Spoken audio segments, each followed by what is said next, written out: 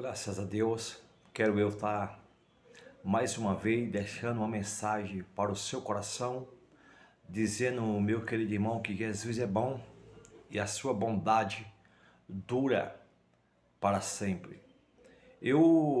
Nesta mensagem, eu quero ministrar no seu coração um chamado de um líder. A Bíblia nos diz que muitos são chamados, mas poucos são os escolhidos. Meu querido, e o interessante é que nesta mensagem eu vou estar mostrando para vocês que Jesus nos chamou e não nos prometeu nada. Diferente da teologia da prosperidade, que sempre faz promessa aos irmãos, os novos convertidos. Porque Jesus nos chamou, irmão, para ser seu imitador. Jesus nos chamou para quê? Para andar segundo a sua vontade. Jesus nos chamou para quê? Para fazer o ID do seu Jesus. Primeiro, para nós ser um líder, nós precisamos primeiro ser seu seguidor ou ser seu discípulo. Então, quero que você nos acompanhe nessa mensagem. Não quero deixar muito longa, mas quero dizer, se você for até o final comigo, você vai estar aprendendo a palavra do Senhor e vai poder depois estar ministrando a palavra genuína de Deus. Porque Jesus disse, conhecereis a verdade e a verdade vos liberta. Se o Filho vos libertar, verdadeiramente sereis livres. Então, meu querido, para nós ser um líder, para ser um pastor, um presbítero, um diácono, para receber o chamado de Deus, nós precisamos, em primeiro lugar, ser servo do Senhor. Observe no livro de Mateus, capítulo de número 8, Mateus, capítulo número 8, verso de número 22.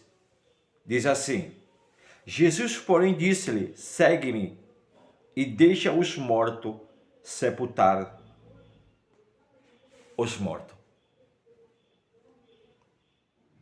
Jesus chega para esse rapaz e diz, segue-me. E ele responde no versículo anterior, observe, no versículo de número 21. E outro dos seus discípulos disseram, Senhor, permite que primeiro vá sepultar meu pai. Jesus, porém, disse, segue-me, deixa os mortos sepultar os mortos. Nós aprendemos, irmão, que em primeiro lugar, o reino de Deus e a sua justiça, e essas coisas serão acrescentadas. Agora observe aqui no capítulo 9, versículo número 9, Jesus continua a vocação.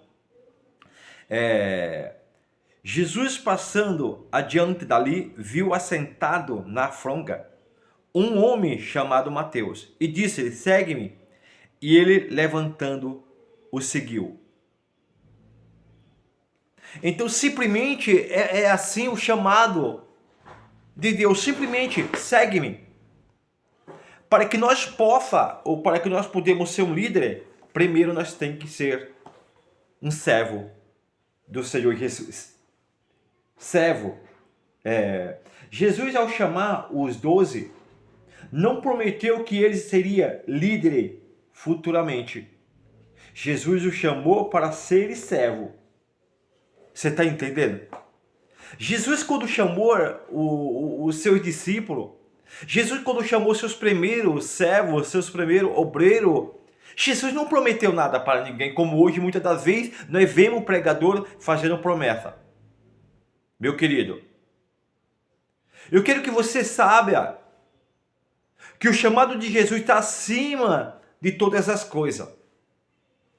E uma coisa muito importante que nós encontramos na Bíblia Sagrada é que Jesus, ele chama o seu discípulo, e o discípulo acompanha e não responde nada. Simplesmente, irmão, o segue. Isso é a coisa maravilhosa, seguir a Jesus por amor e não por interesse. Nós observamos todos os pontos da Bíblia Sagrada e nós analisamos que Jesus simplesmente chamava, segue-me. Se nós voltamos mais um pouquinho atrás, aqui no livro de Mateus, capítulo de número 9, no versículo de número... Deixa eu ver aqui, querido. No caso é capítulo de número 8, no versículo de número 20, Jesus disse assim: e disse Jesus, a raposa tem covinho, as aves do céu têm seu ninho, mas o Filho do Homem não tem aonde inclinar a cabeça. Então esse é o Evangelho de Jesus Cristo, meu querido irmão. Esse é o chamado de Jesus. E o mais importante que eu quero que você entenda, o mais importante, que não é forçado. Nós não pedimos seguir a Jesus com interesse. Jesus diz: aquele que quiser vir após mim, negue a si mesmo.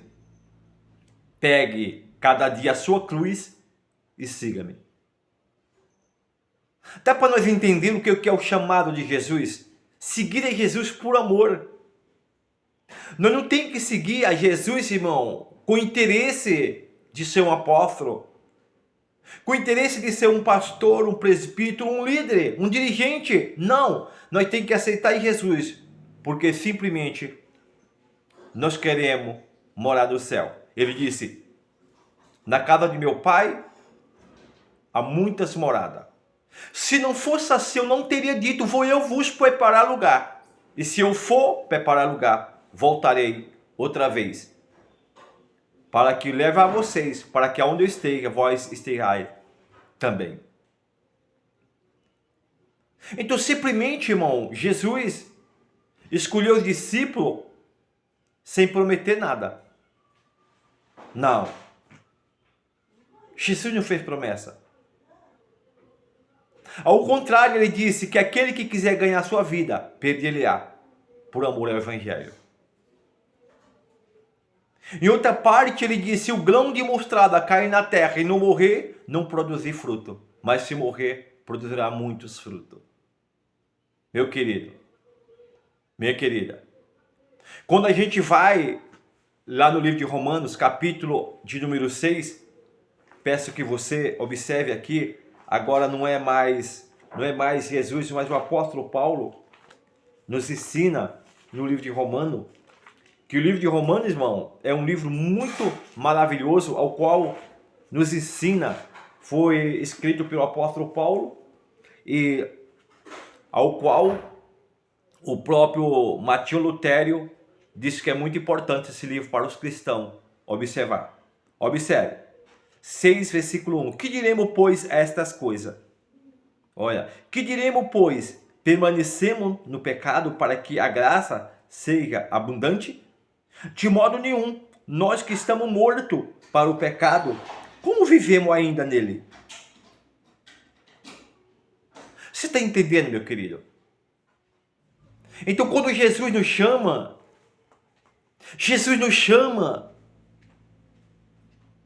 para nós servir a Cristo por amor, não por interesse.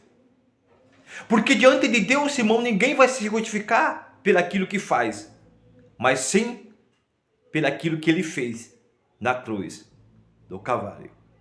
Meu querido, em outra parte, o apóstolo Paulo ele chega a dizer que adianta o homem pregar para muitos e no final de tudo sereis reprovados.